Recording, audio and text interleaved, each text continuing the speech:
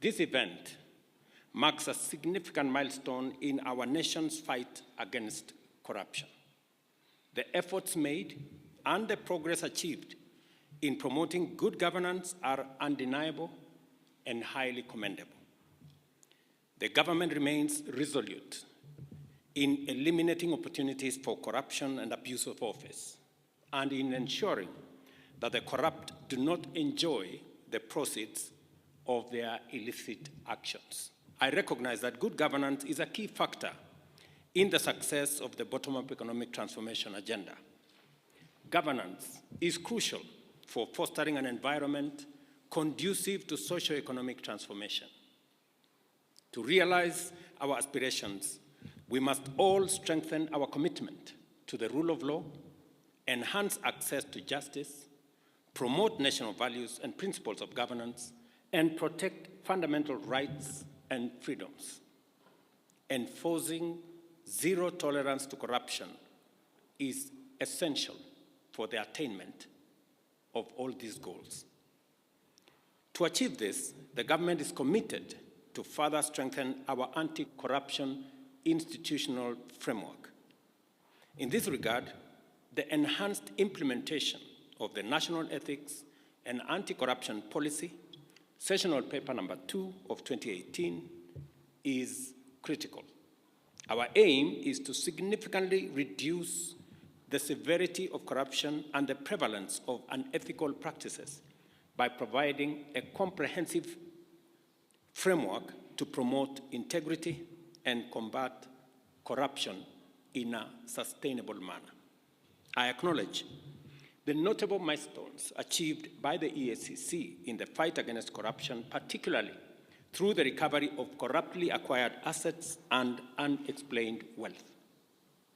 Such successes play a vital role in deterring corruption by demonstrating that in the end, corruption is not worth the trouble, as the corrupt ultimately lose everything they have taken from the people. I therefore commend the EACC for recovering assets valued at approximately 28 billion over the last 5 years, including both cash, movable, and immovable assets.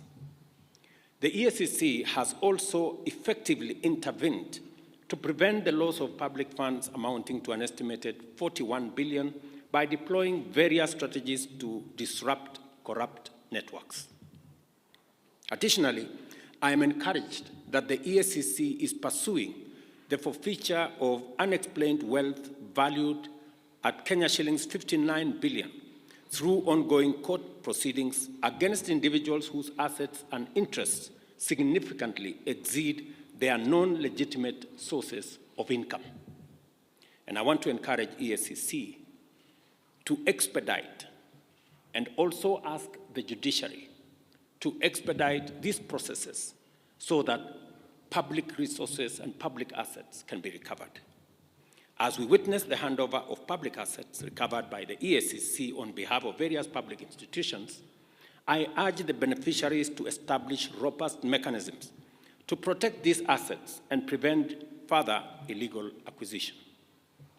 The recovered land is located in various parts of the country, including Nairobi, Kisii, Nakuru, Bungoma, Kakamega, Uasin Gishu, and Kisii counties. I would like to take this opportunity to express my profound gratitude for the ongoing development of affordable housing in Nairobi city's industrial area off Enterprise Road.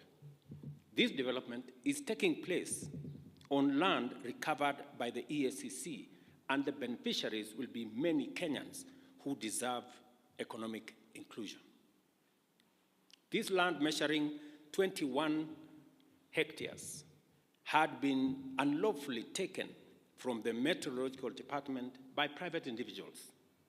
The recovery of such assets reaffirms Kenya's commitment to upholding the Constitution and fulfilling its obligation as a member of the international community under the United Nations Convention Against Corruption. Your Excellency, in addition to the recovered immovable properties, the Commission also recovered cash assets totaling 511,365,927 belonging to various organizations. EACC recovered 361,395,5 356 and remitted to the National Treasury Consolidated Account Fund. The money was recovered from individuals who had irregularly acquired public properties. And the second one is that 79,292 shillings for the Kenya Ports Authority Retirement Benefit Scheme. The money was recovered from a law firm. Then we have recovered 70,677,700 shillings for Kenya Medical Research Institute, that is KEMRI Retirement Benefit Scheme. This money was recovered from an individual after a civil process. I wish to humbly mention to the Commission that the Commission has put in place effective measures for prudent utilization of resources allocated to its operation. However, more can be done. The Commission is faced with quite a number of challenges, among them inadequate resources, and the Chairman has talked about it. Your Excellency, we have an established, approved workforce of 1,508 staff. In the last 6 years, we have just been staggering at half of that level. We have 780 staff, and we believe that the CS Treasury is here. We know the country is facing a lot of financial challenges, but at least give us a little bit like medicine each financial year, so that at least we recruit 50, 100 people, 50, 100, and then we'll be able to meet our target. Today's event serves a dual purpose. On the one hand, it's a symbolic demonstration of the tireless efforts of our team as a commission to make corruption unprofitable by removing the benefits and proceeds of corruption. And on the other hand, it illustrates the audacity of corrupt individuals in their attempt to convert public property to personal use. As you're going to hear, Your Excellency, from the assets that we are going to be presenting to you today, these are very strategic properties that one wonders what kind of a person can actually go out to take such property to convert it to personal use, knowing that it is obviously a public property, public asset. But that's the audacity that some of our people in this country have in reaching out to convert that which belongs to the public to their private use. Your Excellency, there is no gainsaying that corruption remains the foremost concern for Kenyans. To this end, we have been listening keenly to your commitment and pronouncements on the fight against corruption. We, however, wish to request your support in overcoming some of the obstacles that hinder or slow down our efforts. For example, our legal framework needs to be streamlined for efficiency and effectiveness. Our budgetary allocation has been a challenge, but we thank you, Your Excellency, for recently coming to our aid to ensure that our allocation is slightly increased and also retained.